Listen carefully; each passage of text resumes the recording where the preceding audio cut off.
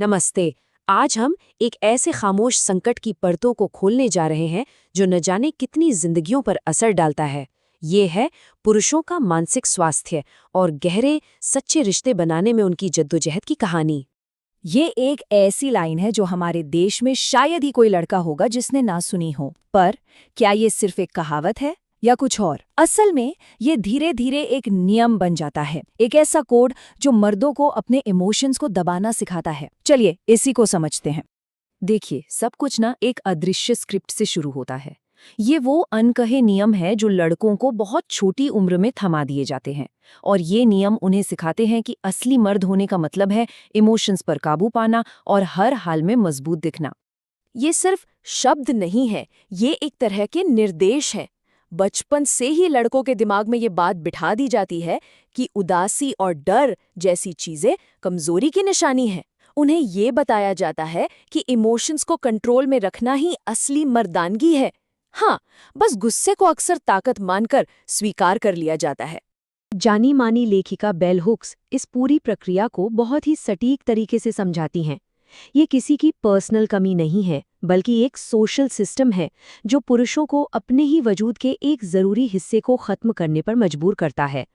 आपको पता है, लड़के भी लड़कियों जितने ही सेंसिटिव पैदा होते हैं, लेकिन समाज में बड़े होते होते वो महसूस करने की इजाजत ही खो देते हैं।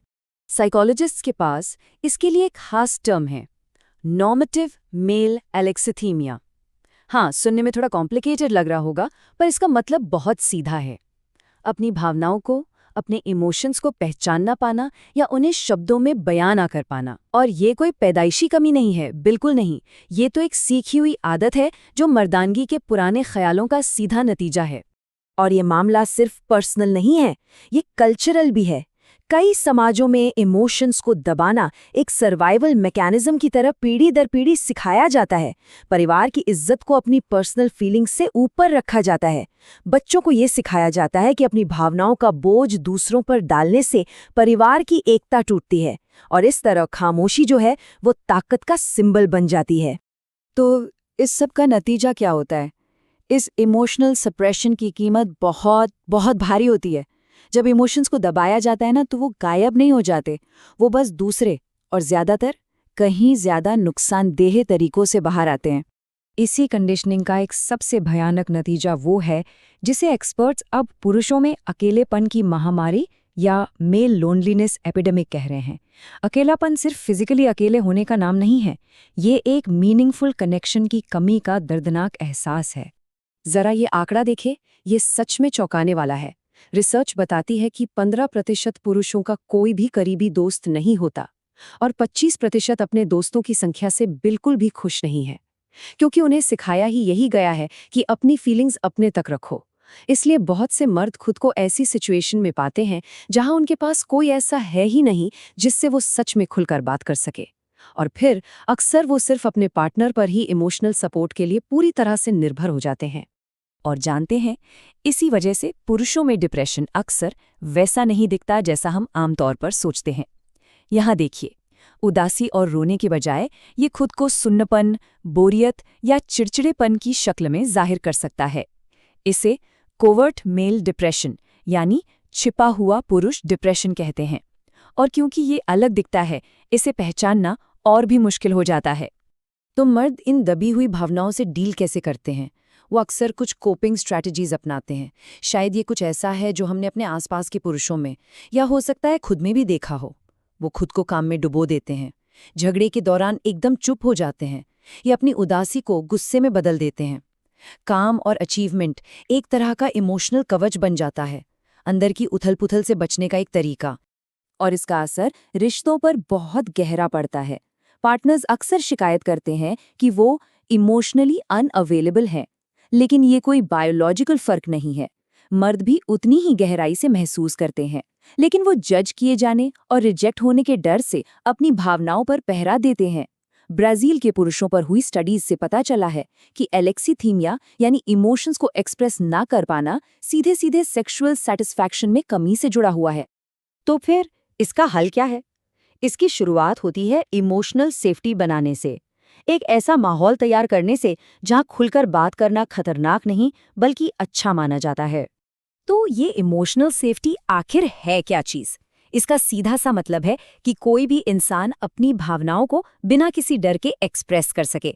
उसे ये डर ना हो कि उसका पार्टनर उसकी आलोचना करेगा, उसे दोष देगा या उसे रिजेक्ट कर देगा। ये एक ऐसी सेफ स्पेस है जहां आपको वैसे ही देखा और स्वीकार किया जाता है जैसे आप हैं, आपकी कमजोरियों के साथ भी। और अच्छी बात यह है कि ये सेफ्टी बनाई जा सकती है। इसकी शुरुआत होती है समझने के लिए सुनने से, सिर्फ जवाब देने के लिए नहीं। इसका मतलब है अपने पार्टनर की फीलिंग्स को वैलिडेट करना, ये कहना कि हाँ, मैं समझ सकता हूँ कि तुम्हें ऐसा क्यों लग रहा है, भले ही आप उनकी बात से सहमत ना हो। इसका मतलब ये भी है कि हम अपने पार्टनर के बारे में जो पुरानी नेगेटिव बातें सोचकर बैठे हैं, उन्हें चैलेंज करें और उन पर भरोसा करें, उन्हें एक मौका दें कि वो एक अलग तरह से हमारे सामने आ सकें। और आखिर में हमें इस पूरी कहानी को ही फिर से लिखने की जरूरत है। हमें ताकत की परिभाषा को बदलना होगा, इसे चुप्पी और कंट्रोल से आगे ले जाना होगा। यहाँ पुरानी और नई परिभाषा में जमीन आसमान का फर्क है।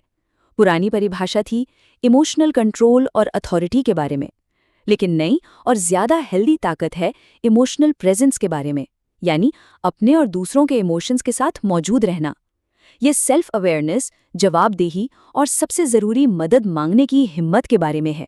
ये कमजोरी नहीं है, यही असली ताकत है। और सबसे अच्छी बात जानते हैं क्या है? इससे बदला जा सकता है।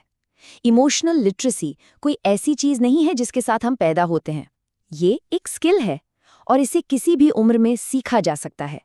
ये अपनी भावनाओं को पहचानने, उन्हें नाम देने और उन्हें हेल्दी तरीकों से एक्सप्रेस करने की काबिलियत को डेवलप करने के बारे में है। रिसर्च भी इसी बात को सपोर्ट करती है। जो पुरुष सेफ, लंबे चलने वाले रिश्तों में होते हैं, उनमें एलेक्सिथीमिया का लेवल अक्सर कम पाया जाता है। क्यों? क्योंकि एक सुरक्षित रिश्ता इमोशंस को एक्सप्रेस करने की प्रैक्टिस के लिए एक सेफ जगह देता है। यह हमें सिखाता है कि खुलकर बात करने से रिश्ता असल में मजबूत होता है, कमजोर नहीं।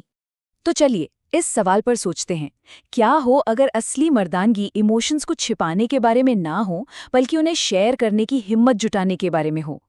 शायद हमारी सबसे बड़ी ताकत चुप्पी में नहीं, बल्कि एक दूसरे से जुड़ने में है।